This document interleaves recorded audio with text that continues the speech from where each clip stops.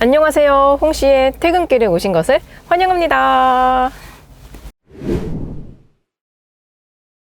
저는 이번에 부분 변경, 페이스리프트가 된 제네시스의 더 뉴 GB70을 타고 있습니다. GB70은 파워트레인이 두 가지가 있는데요. 과거에는 디젤도 있었는데 단종이 돼서 현재는 2.5 가솔린 터보와 3.5 가솔린 터보 이렇게 두 가지 중에 하나를 고를 수가 있습니다. 당연히 6기통이 들어가는 3.5 터보가 비싸고요. 현재 제가 타고 있는 차량은 3.5 터보의 AWD 4륜구동과 스포츠 패키지가 또 있거든요. 스포츠 패키지가 들어가서 거의 차량 가액이 8천만 원이 가까이 됩니다.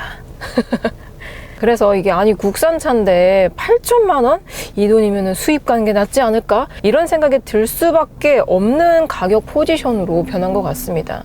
그래서 이 페이스리프트 되기 전과 비교했을 때에는 한 340만 원 정도 올랐고요. 완전 초기형 있잖아요. GB70이 한 2, 3년 전에 가장 처음 출시가 되었었는데 초기형과 비교했을 때는 거의 한 5, 600만 원이 올랐습니다. 그래서 가격 메리트가 점점 적어지고 있다는 게 사실 일반 소비자 입장에선 가장 아쉬운 부분이 아닐까라는 생각이 듭니다.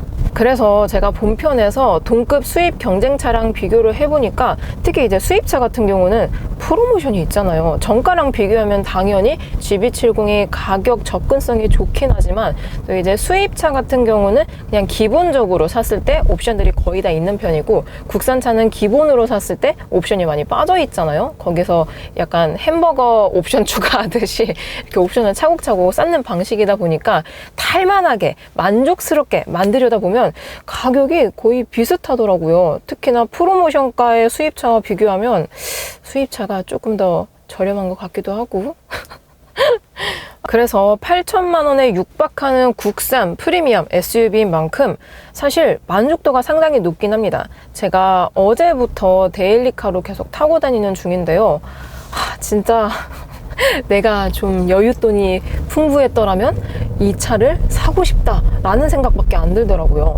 이제 보통의 이제 자동차를 제외한 다른 물건들도 마찬가지인데요. 제조사가 물건을 팔 때 소비자에게 그냥 만족시키면 안 됩니다. 만족은 그냥 기본적으로 깔고 가는 포인트고 소비자가 해당 브랜드의 물건을 샀을 때 만족을 넘어서서 감동을 줘야지 재구매로 이어지는 그런 포인트가 있다고 합니다. 아무튼 간에 이 제네시스는 만족을 넘어서 뭔가 감동의 포인트까지 도달하는 그런 차량으로 많이 성장을 했다라는 게 느껴져요.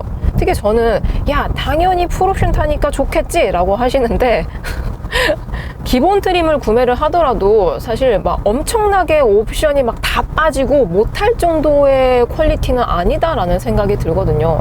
근데 가령 편의 옵션들을 조금 더 중요시 여기거나 아니면은 반자율 주행 시스템, 이 주행 보조 시스템을 많이 활용을 하시는 분들이라면 어쩔 수 없이 옵션들을 많이 추가를 해야지 그래도 만족감이 있을 것 같다라는 생각이 들긴 해요. 근데 저는 진짜 옛날 차로 운전을 처음 시작하고 배워서 그런지 이런 반자율 시스템 있잖아요. 주행보조 시스템 있으면 편리하고 썼을 때 진짜 너무 신기합니다. 아직까지도. 근데 저는 너무 아날로그틱한 차로 많이 다녔어서 그런지 주행보조 옵션이 없어도 나름 괜찮지 않을까라는 생각이 들긴 해요. 그리고 현재 저는 내비게이션을 지정을 해둔 상태이기 때문에 이렇게 길 안내까지 AR로 표시를 해주고 있습니다. 전방에 카메라 모듈이 많이 달려있기 때문에 전방의 상황들을 클러스터로 한 번 더 보여주기 때문에 뭔가 이런 것도 아직까지는 신기하게 느껴져요. 그래서 구형과 비교했을 때 가장 차이가 나는 부분이 실내 중에서도 이 계기판이 되지 않을까 싶습니다. 물론 구형 같은 경우도 디자인이 뭐 올드하다거나 아니면 사용성이 불편하다거나 그런 포인트는 거의 없었는데요. 다만 신형이 너무 미래지향적이면서 너무 최신화 스타일로 바뀌었습니다. 그래서 구형을 타다가 신형을 타면 완전 다른 차를 탄 것 같다라는 기분이 들더라고요.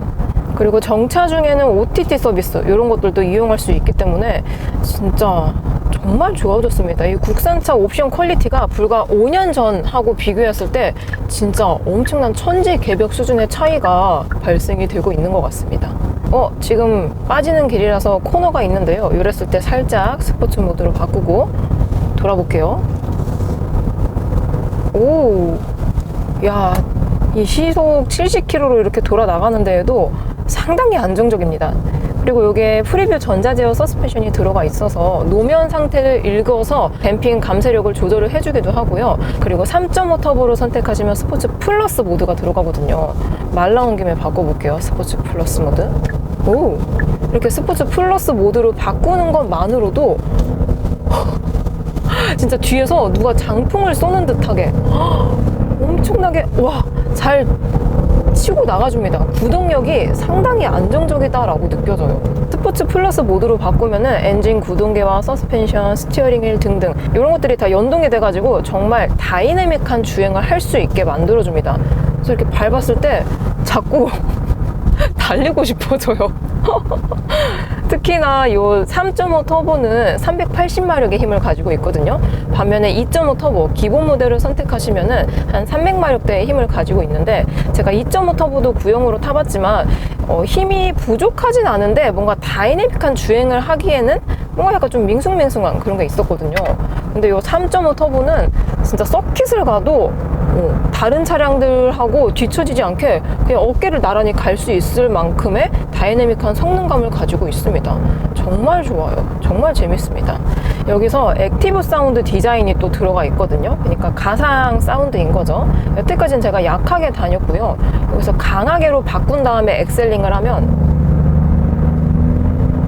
진짜 이게 6기통의 음색보다는 약간 8기통에 가까운 그런 음색을 보여주고 있거든요. 와, 안 그래도 마력이 높은 고마력 파워트레인인데 이 액티브 사운드 디자인을 키면 좀 더 감승 마력이 상승한다. 그리고 진짜 제가 놀랐던 것 중에 하나가 에코 모드나 컴포트 모드에서는 진짜 하체가 그냥 나긋나긋하거든요. 근데 스포츠 모드나 스포츠 플러스 모드로 바꾸면 진짜 특히 고속으로 달릴 때 고속 안정성이 상당히 좋아져요. 상당히 좋습니다. 그래서 저는 그냥 일반 고속도로를 주행하고 있어서 그냥 평소랑 다름없이 가고 있네 라고 생각이 들었는데, 계기판을 보면 완전 초고속으로 막 가고 있는 거예요. 그만큼 실제 가속보다 체감 가속도가 낮다 보니까 뭔가 과속의 위험성이 있는 차량인 것 같습니다. 그리고 현재 저는 4륜구동이 들어가 있는 차를 타고 있거든요. 4륜구동을 선택하지 않으면은 기본적으로 EWD, 후륜 기반으로 달릴 수가 있습니다. 근데 과거에는 3.5 터보를 선택하면 그냥 기본적으로 AWD가 그냥 딸려 나왔거든요. 근데 이게 페이스 리프트가 되면서 후륜구동 단일로 선택을 할 수가 있습니다. 이런 고마력 차량인데 후륜구동이다. 와, 정말 재밌을 것 같거든요. 진짜 이렇게 뒤로 밀어주는 힘이 장난이 아니다 보니까 너무너무 재밌어요. 자, 막히는 길로 진입을 했기 때문에 컴포트 모드로 변경을 해줬습니다. 또 이러니까 되게 조용하죠? 그리고 구형과 비교했을 때 하체의 세팅이, 특히 서스펜션의 부품이라든지 세팅값이 조금 달라졌다라고 하더라고요. 그래서 기본적으로 GV70 자체가 뭔가 도시명 SUV에 잘 맞는 컴포트한 하체 감각을 가지고 있었는데요.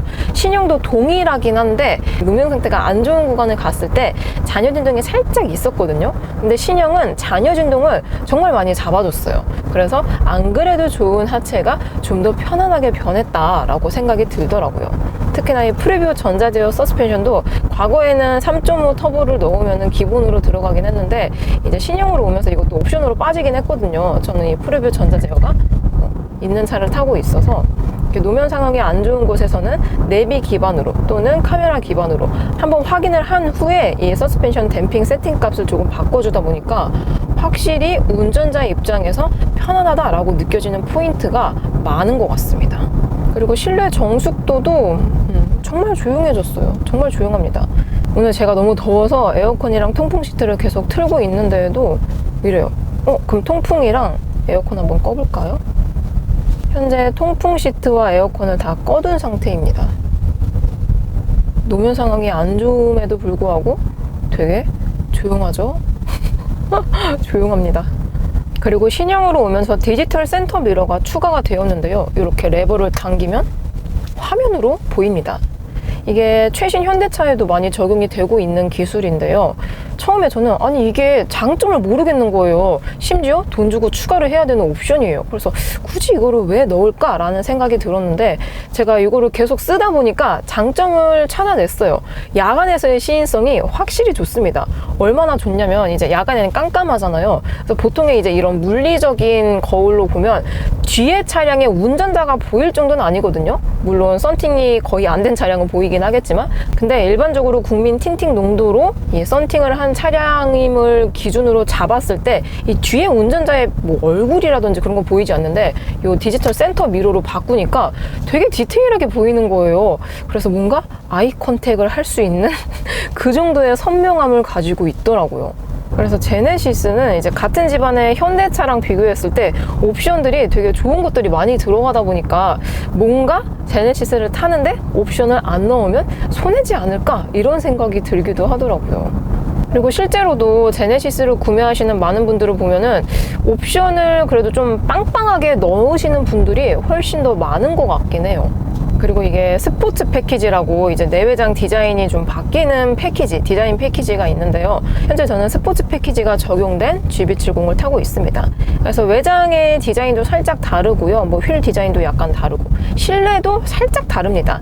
이런 내장재, 가니쉬가 조금 다르고요. 특히나 이 스티어링 휠 디자인이 많이 다릅니다. 기본형은 원형이 들어가는데 이 스포츠 패키지를 선택하시면 D컷이 들어가요. 근데 저는 이 감성이 뭔가 약간 그 벤츠의 AMG 있잖아요. 그 감성하고 살짝 비슷해서 되게 예쁘게 느껴집니다.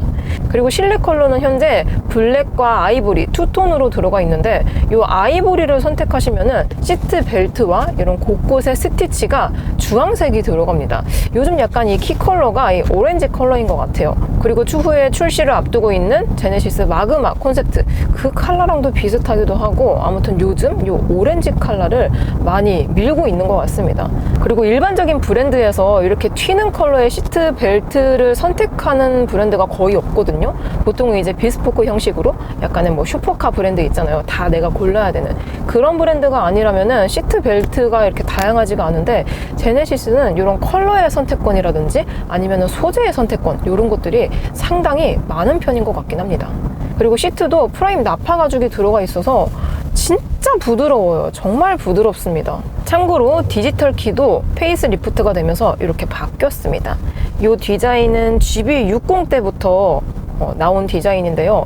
확실히 구형 디지털 키와 비교했을 때 무게감이 살짝 가볍습니다. 그리고 디자인도 심플하니 괜찮은 것 같아요. 저는 괜찮은 것 같습니다. 그리고 센터 콘솔에도 UVC 살균 기능이 추가가 되었습니다. 공간은 막 엄청 크진 않거든요. 근데 웬만한 뭐 지갑이라든지 핸드폰 그런 것들은 들어갈 수 있는 공간이기 때문에 여기다가 가끔씩 이렇게 살균하는 것도 좀 재밌는 것 같아요. 만약에 제가 진짜 이 GB70을 산다 하면은 눈물을 머금고 그냥 2.5 터보를 고를 것 같긴 합니다. 일단 3.5 터보면은 3500cc니까 기본적으로 자동차세 압박이 좀 있을 것 같아요. 연간 100만 원, 뭐 세금이라서 내야 되긴 하지만 좀 뭔가 과한 그런 숫자이지 않나 라는 생각이 들기도 하고요. 특히나 연비가 2.5 터보와 비교했을 때 상당히 안 좋습니다. 보통 대배기량의 고마력 차량들은 연비가 안 나와요. 왜냐면 연비 좋게 만들려고 한 차가 아니기 때문에. 그래서 현재 지금 약 170km 정도 주행을 했는데 연비가 8.5km가 나오고 있습니다.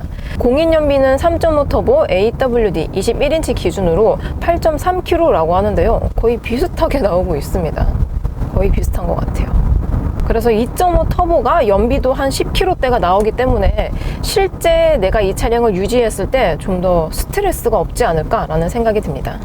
그래서 제가 이 신형 GB70을 이틀간 데일리카로 타고 다니면서 가장 크게 느꼈던 차이점이 좋은 승차감과 조용한 실내 정숙도라는 생각이 들었습니다.